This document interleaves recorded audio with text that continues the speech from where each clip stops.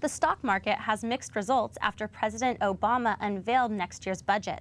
Bond prices held steady while the Dow Jones fell 18 points, or 1.1%.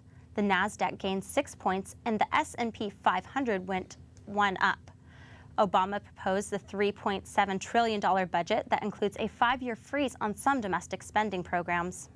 More comfort may be on the way for airline passengers planning on flying internationally this summer, at least on one airline. Delta Airlines plans to add premium economy seats to more than 160 planes. The seats would have 4 more inches of legroom and recline 50% more.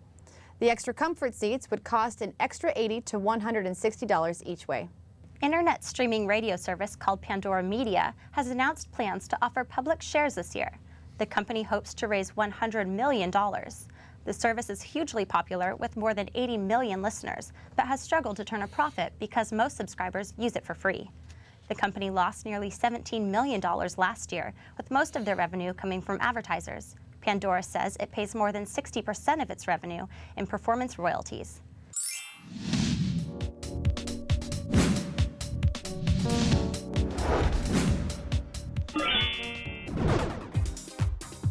Here's the scoop. And now we go to Pejman Mokhtari with the highlights from the Grammys and other top stories in entertainment. This week, I went to the Paley Center in Beverly Hills for the Red Carpet Grammy event. The Grammys award many artists for their contributions to the music industry. The Paley Center in Beverly Hills was one of the areas celebrating the Grammys with the appearances of many stars. Dr. Yama Brown, daughter of James Brown, talks about life with a legendary father. Being the daughter of James Brown has been awesome. You know, I don't know any other life but that.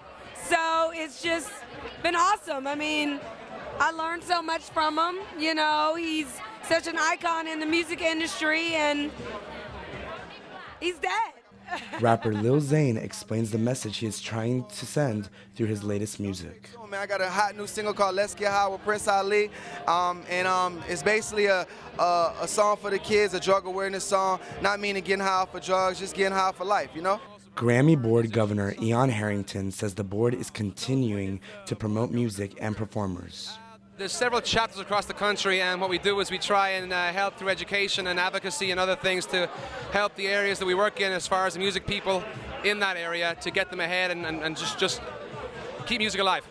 Many stars also told us who they are rooting for to win a Golden Gramophone. Again, Jerry Allen, but I also love Jay-Z. I'm looking for him for Album of the Year. We're rooting for Lady Gaga, always. Katy Perry's always good. The Black Eyed Peas. Rooting for Eminem. He's from Detroit. I'm from Chicago. So, you know, some Midwest love there. Eminem and CeeLo and people like that. I'm rooting for Adam Lambert. Instead of the stage, other artists use the red carpet to display their talents.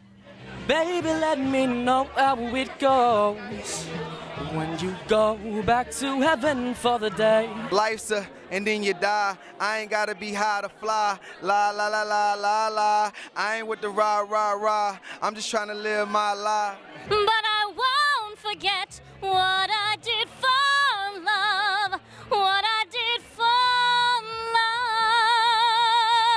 love. The Grammy party continued with more stars on the red carpet and music all night at the Paley Center. The Grammy Awards reached their biggest television audience in 10 years. CBS hosted the event and said 26.5 million viewers tuned in. This is a 3% increase from last year's viewership. Organizers have reduced the number of awards given away in the televised portion of the show.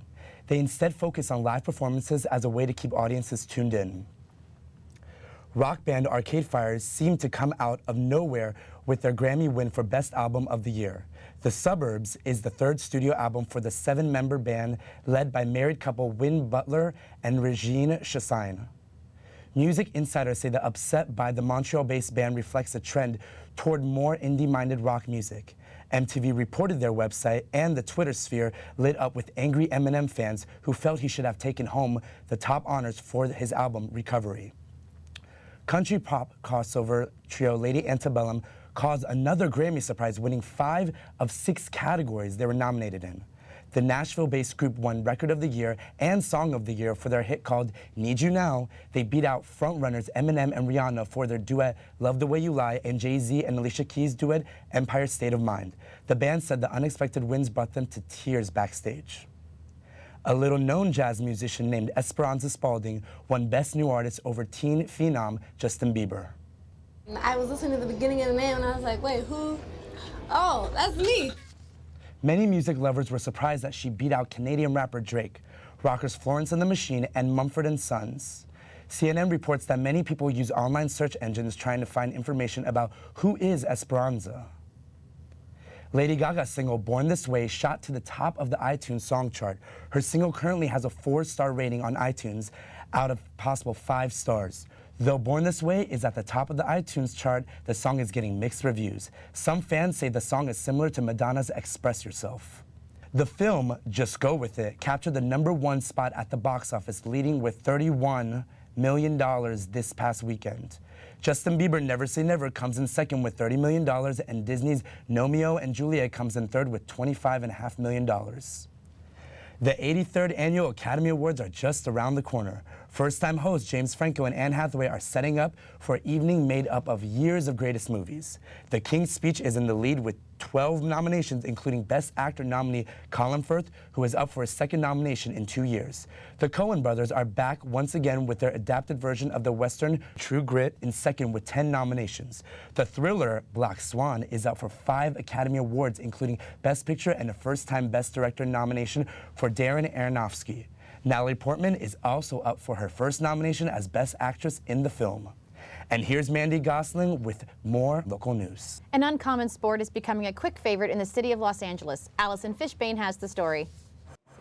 It's a ball. It's a puck. No, it's a frisbee.